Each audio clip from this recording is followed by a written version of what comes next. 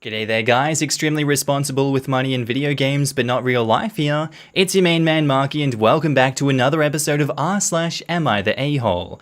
Now if you love today's bloody good content, I want you to smack that like button, sit back, relax, chuck a prawn on the barbecue, and enjoy today's bloody good stories. Thank you. Posted by user Last Kid. Titled, Am I the a-hole for telling my parents they only have one daughter and she's 6 feet in the ground? This all started when I was 12 years old and my younger sister was 10. Let's call her Abby. Well, Abby started to get sick and no one in the family knew what was going on.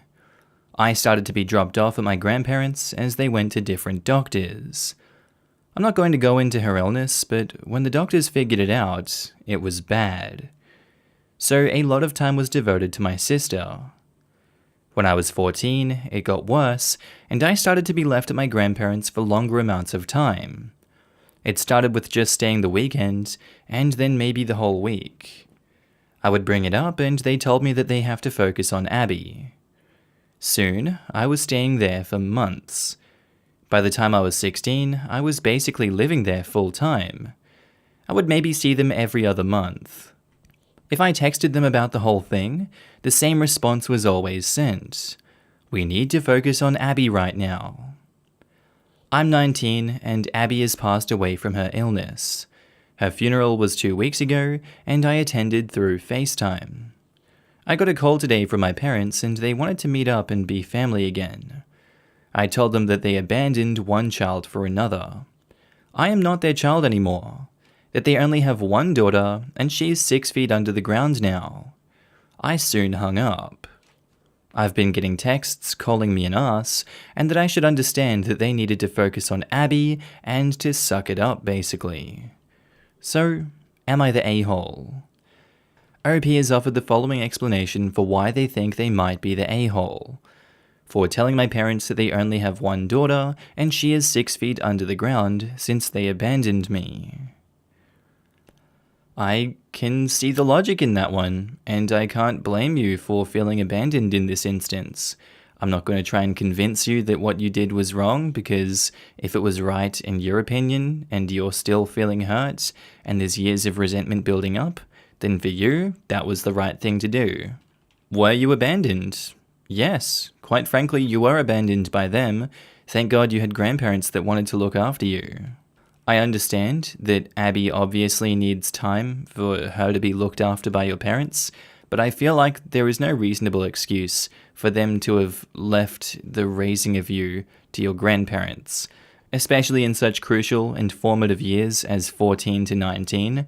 I felt like every year from those years onwards, I was like a different person by the end of it because I was exposed to so many different things and I just changed my thought processes and how I viewed the world. From 14 to 19, you're a completely different person and it feels like they don't know you and your world's apart from them. I feel like this was well deserved. It's probably time to go no contact with them for a while and come back maybe in a few years' time when you've had time to cool off and they've shown that they're willing to improve and be better people. I can't blame you for what you've done, not the a-hole. Redoubtable South in the comments says, not the a-hole. Was it harsh? Yes. Was it deserved? Also yes. While I can sympathize with dealing with a terminally ill child, they still had another child that needed their love and attention too. A child that was losing her little sister. Probably scared and lonely and then effing abandoned for 7 years. Yes, Abby needed them, but you did too, and they failed you miserably, and they failed Abby too, who might have enjoyed a relationship with her sister in the few years she did have to live. This is what I keep coming back to. It's unconscionably cruel to keep 2 siblings from spending time with each other while one is dying. I cannot imagine dying and not being able to have my sister around. This honestly brings tears to me. I mean, I can't really relate. My sister yells at me a lot, but generally, yeah. It's horrible to keep 2 siblings apart when one is terminally ill, especially for 7 years. Gator Toad says, Not the a-hole. As a parent who had a terminally ill child, I made sure that my other kids still knew that I loved them, and even organized people to sit with my child in the hospital while I spent quality time with my other kids. It's hard being a parent knowing that your child is going to die, but you don't ever push away your other kids. I'm so sorry that you were abandoned by your parents, and I'm sending you huge hugs and love right now. You have every right to be angry at them, and don't let anyone else tell you otherwise, as none of them were in your shoes. Take time to grieve for your sister and your lost relationship, and most importantly, please be kind to yourself. You do matter. And Consistent Leopard 71 says, not the a-hole. While having a seriously ill child is challenging and will often take priority, it doesn't give your parents license to simply send their other child away and stop parenting them. They abandoned you, and now that your sister has passed away, they want to rug sweep their behavior and play happy family. It's completely understandable that you do not want to have a relationship with them. Therapy may be beneficial for you to process losing your entire immediate family. They need to respect your boundaries. Sorry for your loss and good luck. They're treating her like a book they left on the nightstand. Now, 7 years later, they want to pick it up and go, alright, where did I leave off? You can't do that with people. It's also so callous of their relationship with Abby. They were also consumingly concerned with her that they needed to abandon their other child. But a week or so after her death, it's just, I swore we had a replacement one around here. We'll just put that one in and go back to normal. There are two parents. Between them, they had the resources to share parenting duties for both kids, and they chose not to. There was no need. It was a choice, and OP isn't their backup child they can boot up whenever they're ready to be a parent again. Posted by user Lavender Loves You.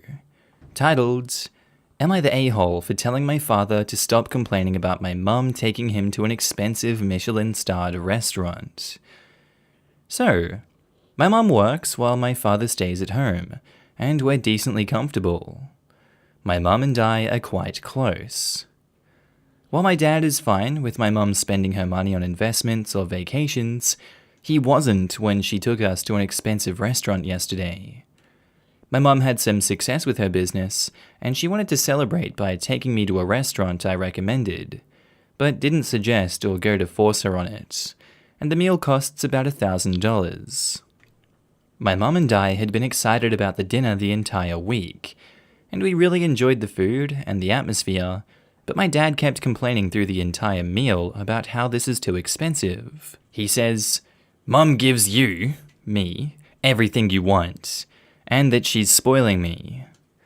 My mum explained that though I suggested the restaurant, she wanted to try it out too, and enjoyed it. I can see my mum's annoyed with my dad, but she's too nice to tell him about it. After enduring an hour of complaining, I told my dad he's ruining the day, and my mum is allowed to decide what she wants to spend her money on, and deserve to have a nice dinner when she wants one. My father thinks I disrespected him and his masculinity and called me an a-hole. He's really mad at me and stopped talking to me. I'm mad at him too. Am I the a-hole? I'm really sorry if I sound entitled or self-absorbed. This is the last thing I'll say about this whole comfortable versus rich argument. It's a matter of word choice, not denial. Comfortable is a common euphemism in my culture and social circle, and I now realize it has more different meanings, so I'll use words like well off from now on. I'm sorry if this offended anybody. That would be the furthest from my intentions.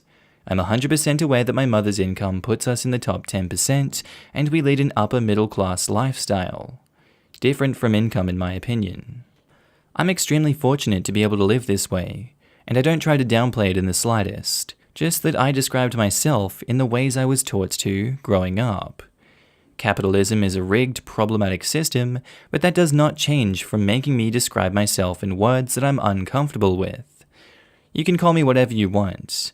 Please stop trying to make me defend a position I didn't take. For example, capitalist versus socialist, or me trying to hide our wealth. I know that most commenting are great people, and there's lots of interesting perspectives that I learned from. Comment whatever you want, judgments, eat the rich, etc., but I'll stop repeating myself in this thread with the above arguments and information. Again, sorry if any of this is out of touch or comes off as mean, but I'm open to any good-natured debate. Thanks and have a great day. And OP has offered the following explanation for why they think they might be the a-hole. My mum took us to an expensive restaurant, and my dad complains she's spoiling me. I told him he's ruining the day and shouldn't judge what my mum spends her hard-earned money on, and he called me a spoiled brat / a-hole and said I disrespected him. Am I the a-hole? As far as I can tell, when you get married, you're not supposed to make unilateral decisions. And I feel like a bit of context we're missing here is that the dad is complaining that he didn't get a say in going to this expensive restaurant. That's perhaps a slight on the side of the wife as well as OP for pushing something that the father didn't want to do. But then at the same time, is this something that shouldn't be a unilateral decision? I'm not quite sure. Depends on just how much money these people are making and how much the husband and wife, would be cool with spending money like that. If it was the case that the dad didn't agree that this would be a good idea, the wife is an a-hole for that. The dad goes anyway and then calls OP a spoiled brat and an a-hole and thinks that they got disrespected. He's an a-hole for doing that. OP saying that he's ruining the day and shouldn't judge the mum on what she spends her hard-earned money on when this could possibly have been a unilateral decision on the wife's part, the husband doesn't get a say. I don't know, OP, that's a bit cringe. I'm gonna go with you're an a-hole for that one too. This just seems like it was a bad idea to go to this restaurant in the first place. Everyone made slights against each other. Everyone kinda sucks in this situation. I'm gonna go with everyone sucks here. Webby Vanderquack says, everyone sucks here. Your mother can spend her money how she likes, sure. But I'm assuming she and your dad share finances to some extent, and you do sound a little spoiled and out of touch. So your dad is probably worried about that. Quote, we're decently comfortable, the meal costs about $1,000, she only has 3 to 5 luxury purses. End quote. Your mother is rich. Edit. I won't link to it, but evidence suggests OP knows her mother is more than comfortable. I will say, I've read most of her responses and they're polite and thoughtful. And in answer to all those who have asked, no, I'm not saying she's an a-hole for having a rich mother. Alexi Lupin says, not the a-hole. He was ruining the meal. If he truly has problems with how your mum spends the money she earns, he should bring up that with her privately like a mature adult, not whine his way through what's supposed to be a celebration. The masculinity comment makes me wonder if he's insecure about not being able to afford things like this himself, and he's just projecting on you. And OP replies, he definitely is insecure about his masculinity. I'm just not sure why he picked this moment to talk about it. He often talks about other people not respecting his masculinity when they've been perfectly nice to him. Well, that's an issue for him to resolve rather than take it out on you or others, which is unfair. Unfortunately, he probably sees emotional self-awareness as non-masculine. Paul Satile says, everyone sucks here. You're an a-hole for this. Quote, my mum is allowed to decide what she wants to spend her money on. End quote. It's not your mum's money. It's both of their money and they should decide together how they spend it. Your dad's an a-hole for complaining the whole time during the dinner. He should have had a conversation with your mum beforehand and went along with whatever they both decided on. I see. The thing is, my dad isn't as mad about the money. He's actually mad that my mum's spending the money on something I want, which she agreed that she wants too. Okay, well then, why make it about the money? Dad, why don't you want me to be happy? Well, lol, that would get in more deep-rooted problems about his childhood trauma and our family dynamic. Reading your post history, it seems your dad's anger issues are much more sinister than this lets on. If this plus what you've previously described is accurate, he's more than abusive and was very likely hung up on the benefit you received from the dinner. I hate that this post has turned more into rich versus comfortable. At a point, there is only so much you can take from someone who is not only violent, but constantly tries to make everyone as bitter and unhappy as he is without seeking help. Doesn't that make the mum an a-hole too, for continuing to expose her child to the abuse? Sounds like OP and mum both need therapy. Posted by user Nopex110. Titled, Am I the a-hole for banning my roommate's girlfriend after she kept insisting I was hitting on her? I, 24 female, am a lesbian living with my good friend, 25 male. I own the apartment. I'm renting out the extra room to him. A little over a month ago, he met a girl online and they started dating. She's now at our place constantly. I'll be honest, I've never really liked her. She was incredibly standoffish and rude to me from the beginning. I eventually learned it was because she thought that I had a thing for my roommate. Even after he told her I was gay, apparently her only argument was, she doesn't look gay. A few weeks ago, we were all drinking and hanging out at our place with a few close friends. I tried to mend fences by pulling the girlfriend aside and telling her that I really am gay. I have no interest in stealing her boyfriend, and I hope we can be friends. She seemed to take this very well, and was overly friendly with me the whole rest of the night. I thought she was just trying to make up for being so cruel at first. The next day, my roommate asked if we could talk. He said his girlfriend feels uncomfortable around me after I drunkenly hit on her. What? I was not even remotely close to being drunk. Also, I am negatively attracted to her, like way less than 0. I find her insanely annoying.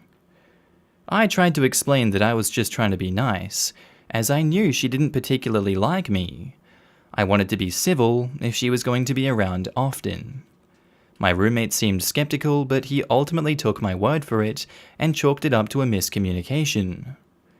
Fast forward a week or so, the friend group is hanging out at our place again.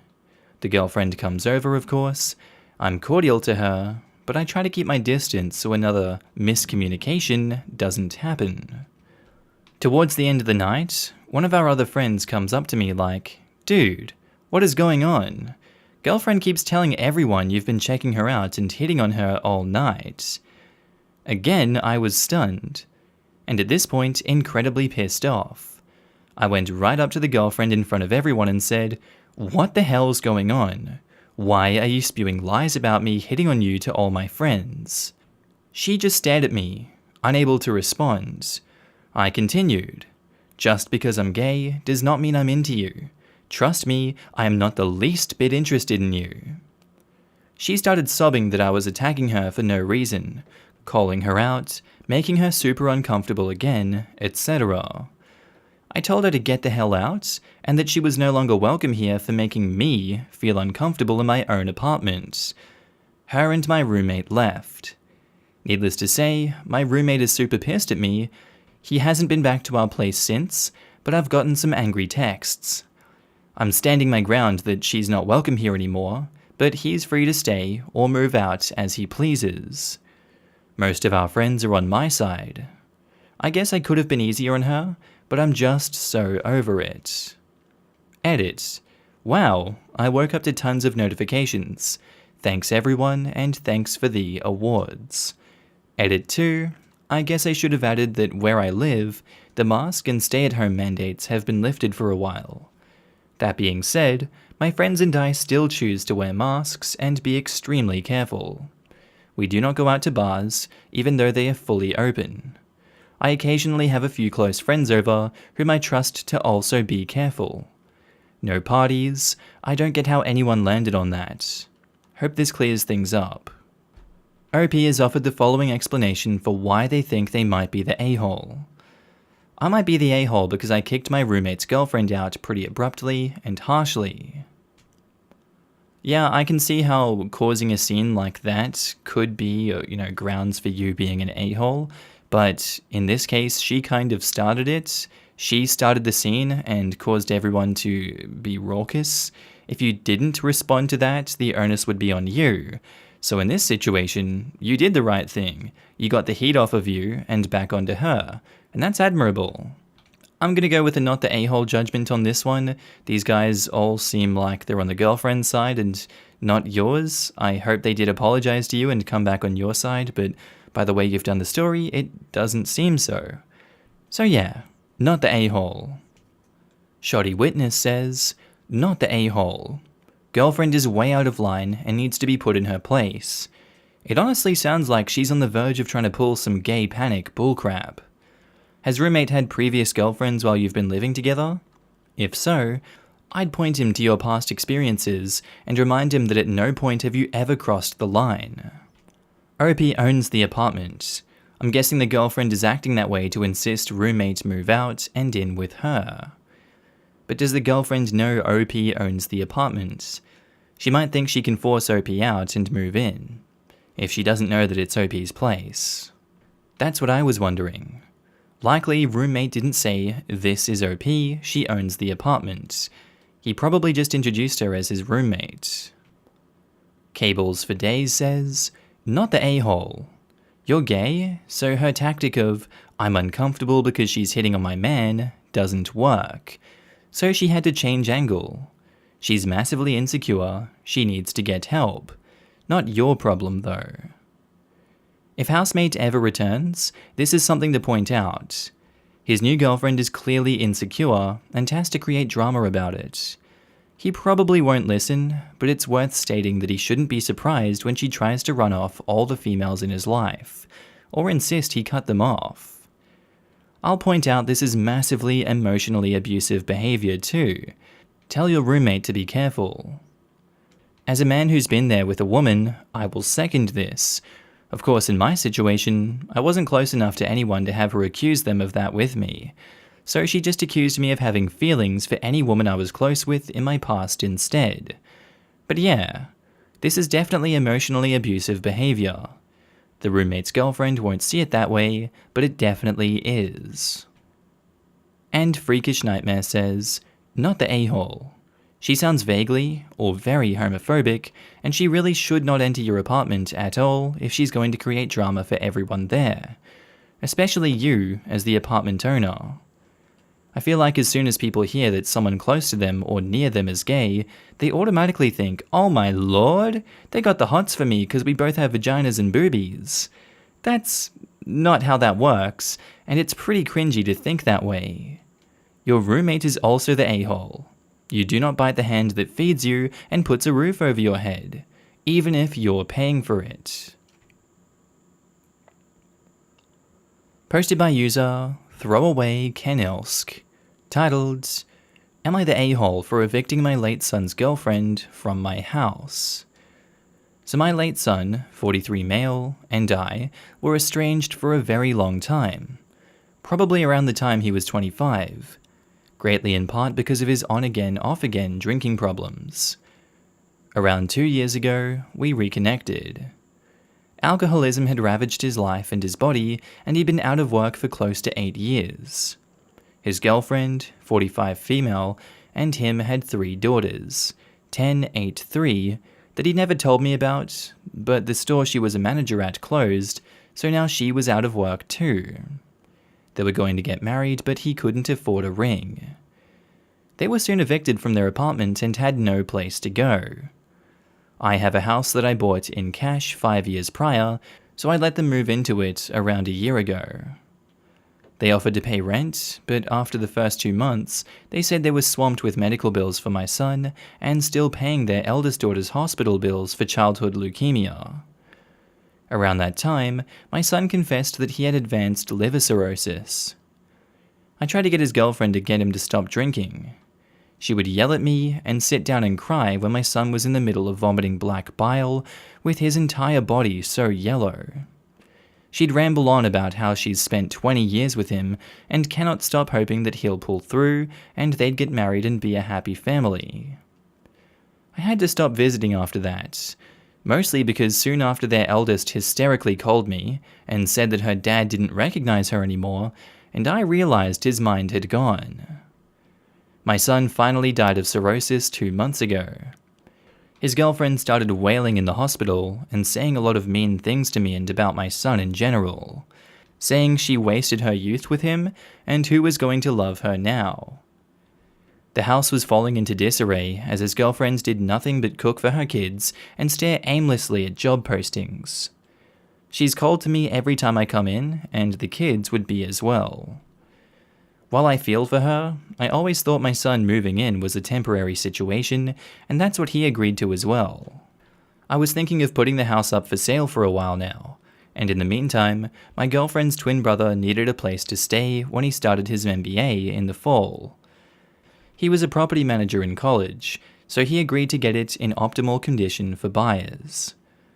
When I had my lawyers send notice to her that I needed her to move out, she called and said that she could not believe I was being so cruel to a single mum.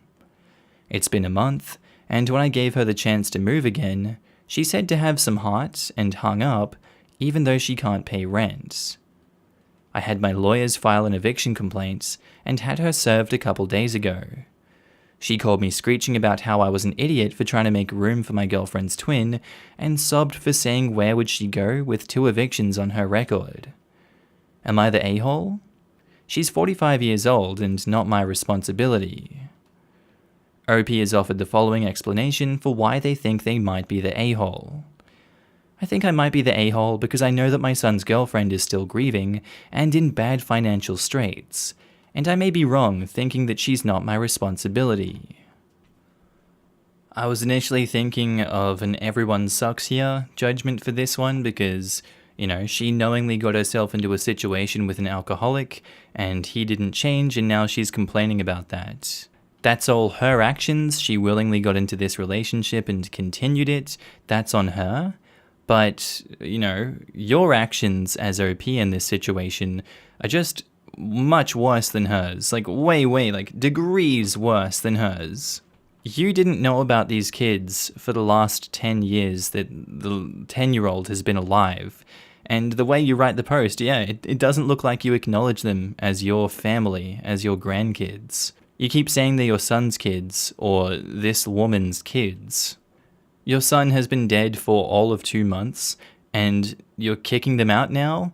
I can understand you're pissed off that they've been there for 2 years, but they're in such a tragic situation. You're not doing anything for your grandkids either. You're kind of just like, I don't want to deal with you guys anymore.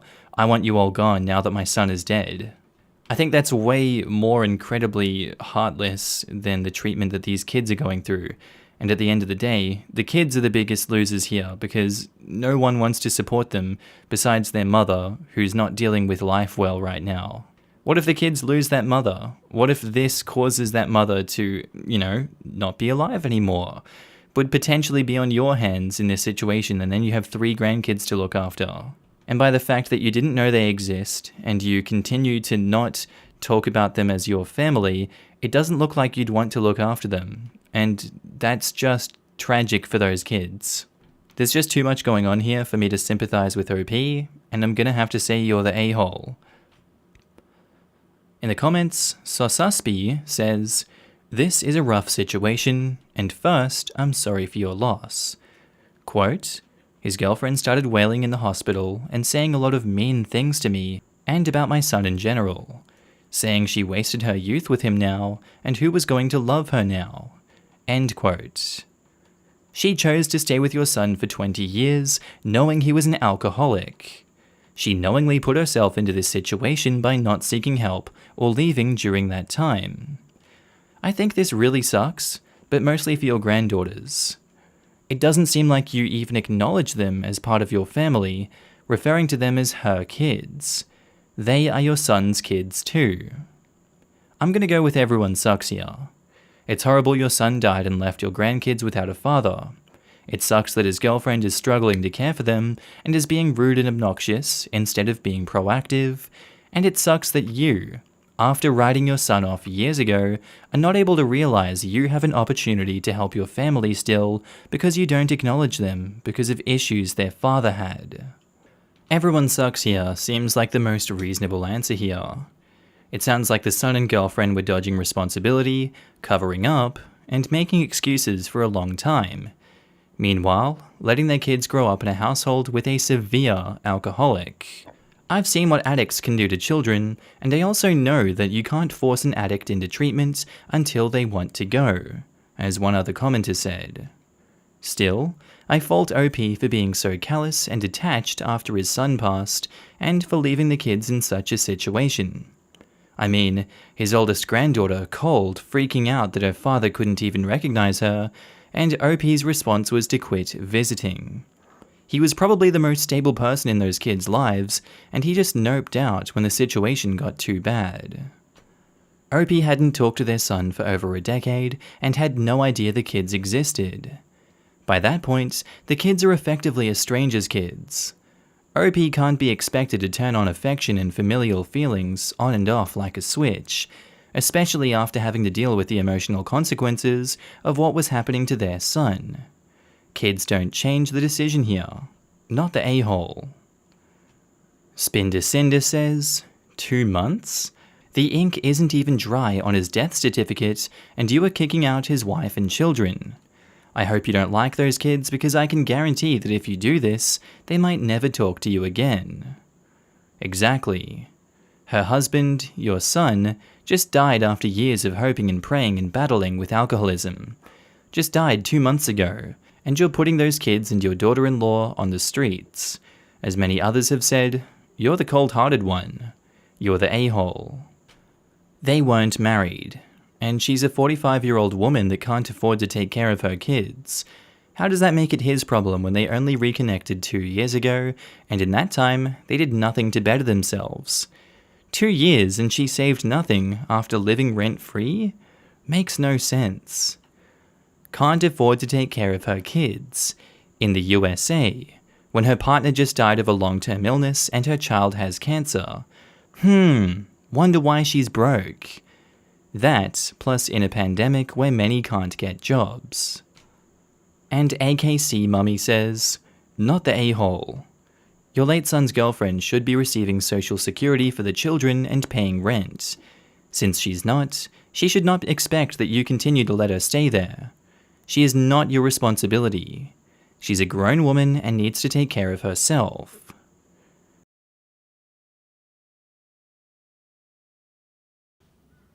G'day there guys, and that's the end of today's episode.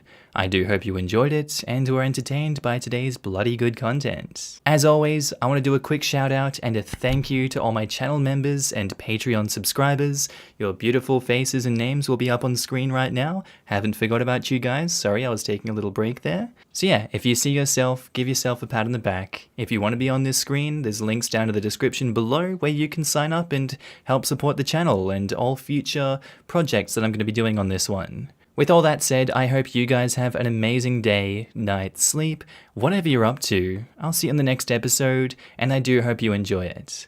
Thank you.